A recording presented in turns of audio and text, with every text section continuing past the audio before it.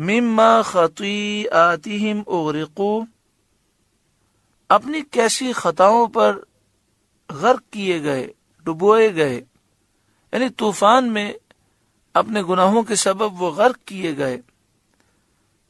فَأُدْخِلُوا نَارًا، پھر آگ میں داخل کیے گئے، یعنی غرق ہونے کے بعد وہ آگ میں داخل کیے گئے۔ فَلَمْ يَجِدُوا لَهُم مِّن دُونِ اللَّهِ أَنصَارًا، تو انہوں نے اللہ کے مقابل اپنا کوئی مددگار نہ پایا جو انہیں اللہ کے عذاب سے بچا سکتا۔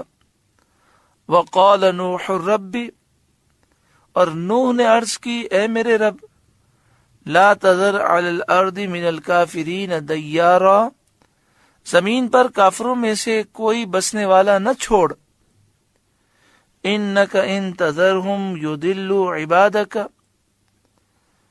بے شک اگر تو انہیں رہنے دے گا تو تیرے بندوں کو گمراہ کر دیں گے، یعنی اے مالک اگر تو نے ان میں سے کسی ایک کو بھی ہلاکت سے بچایا تو وہ تیرے مسلمان بندوں کو گمراہ کر دیں گے۔ وَلَا يَلِدُوا إِلَّا فَاجِرًا كَفَّارًا، اور ان کی اولاد ہوگی تو وہ بھی بدکار، بڑی ناشکری ہوگی۔ یہ حضرت نوح علیہ السلام کو وحی سے معلوم ہو چکا تھا۔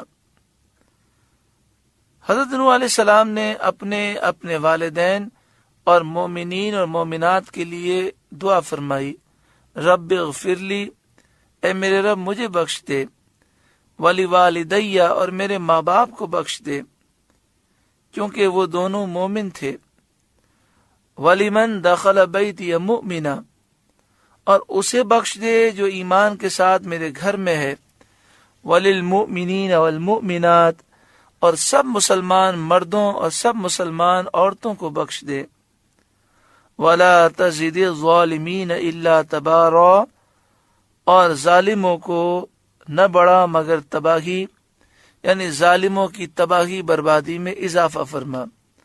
اللہ تعالیٰ نے حضرت نوح علیہ السلام کی دعا قبول فرمائی اور ان کی قوم کے تمام کفار کو عذاب سے اللہ تعالیٰ نے ہلاک کر دیا۔ سورہ نوح کا درس مکمل ہوا۔ اللہ رب العالمین اس سورہ مبارکہ کے نور سے ہمارے قلوب کو روشن منور فرمائے۔ الحمدللہ رب العالمین۔